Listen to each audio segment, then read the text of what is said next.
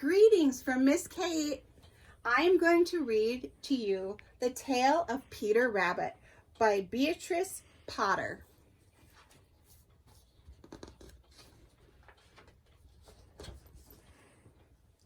Once upon a time, there were 4 little rabbits, and their names were Flopsy, Mopsy, Cottontail, and Peter. They lived with their mother in a sandbank underneath the root of a very big fern tree. "Now, my dears," said Mrs. Rabbit, "one morning you may go into the fields or down the lane, but don't go into Mr. McGregor's garden. Your father had an accident there. He was put in a pie by Mrs. McGregor. Now run along and don't get into mischief. I'm going out." Then old Mrs. Rabbit took a basket and her umbrella and went through the wood to the baker's. She brought a loaf of brown bread and 5 currant buns. Flopsy, Mopsy, Cottontail, who were good little bunnies, went down the lane to gather blackberries. But Peter, who was very naughty, ran straight away to Mr. McGregor's garden and squeezed under the gate.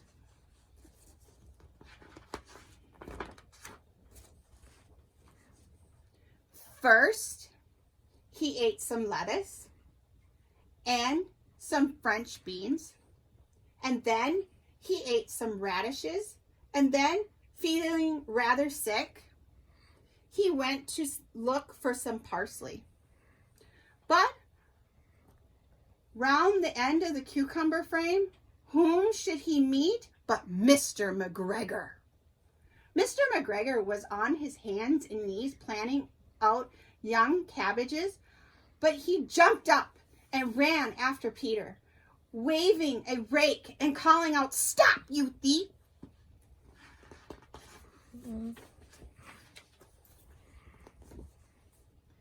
Peter was mostly dreadfully frightened. He rushed all over the garden, for he had forgotten the way back to the gate. He lost one of his shoes among the cabbages and the other shoe amongst the potatoes. After losing them, he ran on 4 legs and went faster, so that I think he might have gotten away altogether if he had not unfortunately ran into a gooseberry net. Oh goodness. And got caught by a large buttons on his jacket. It was a blue jacket with brass buttons, quite new. Peter gave himself up for lost and shed big tears. But his sobs were overwhelmed by some friendly sparrows who flew to him in great excitement and implored him to exert himself.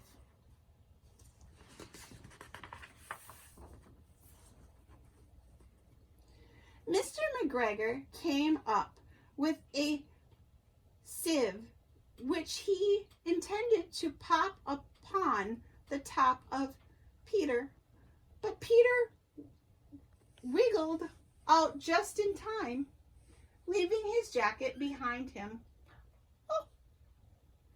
and rushed into the tool shed and jumped into a can.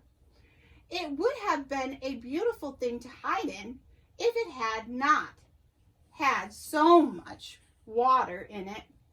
Mr. McGregor was quite sure that Peter was somewhere in the tool shed, perhaps hidden underneath a flower pot.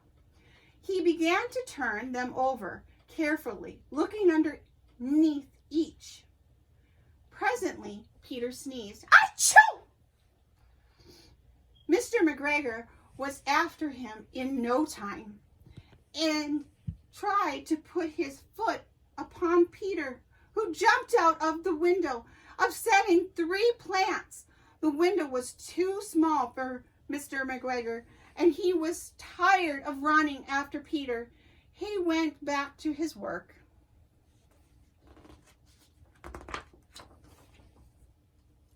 Peter sat down to rest. He was out of breath and trembling with fright, and he had not the least idea which way to go. Also, he was damp with settling in that can.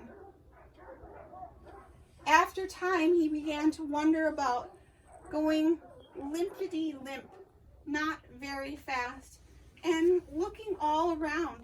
He found a door in a wall, but it was locked, and there was no room for a fat little bunny to squeeze underneath. An old mouse was running in and out over the stone doorstep, carrying peas and beans to her family in the wood.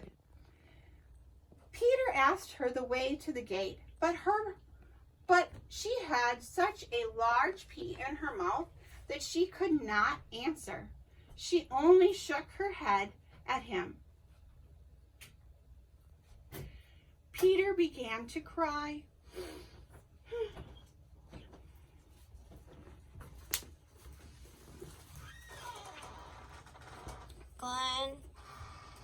Then he tried to find his way straight across the garden, but he became more and more puzzled. Presently, he became to a pond where Mr. McGregor filled his water cans.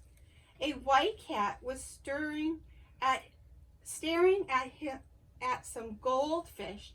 She sat very, very still, but now and then the tip of her tail twitched as if it was alive. Peter thought it best to go away without speaking to her. He had heard about cats from his cousin, little Benjamin Bunny. He went back towards the tool shed, but suddenly, quite close to him, he heard the noise of a hoe. Scratch, scratch, scratch, skitch. Peter scuttered underneath the bushes, but pleasantly as nothing happened, he came out and climbed upon a wheelbarrow and peeped over. The first thing he saw was Mr. McGregor hoeing onions. His back was turned towards Peter, and beyond him was the gate.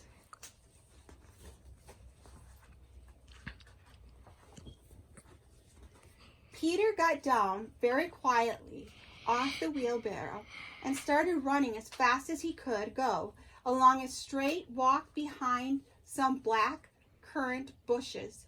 Mr. McGregor caught sight of him at the corner, but Peter did not care. He slipped underneath the gate and was safe as last in the wood outside the garden. Mr. McGregor hung up the little jacket and the shoes for a scarecrow to frighten the blackbirds. Peter never stopped running or looked beyond him till he got home to the big fern tree. He was so tired that he flopped down upon the nice soft sand on the floor of the rabbit hole and shut his eyes. His mother was busy cooking. She wondered what he had done with his clothes. It was the second little jacket and pair of shoes that Peter had lost in the fourth night. He loses things a lot, huh?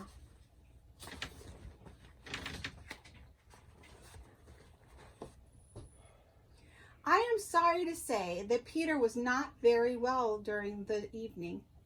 His mother put him to bed and made some chamomile tea, and she gave a dose of it to Peter on the tablespoonful to be taken at bedtime.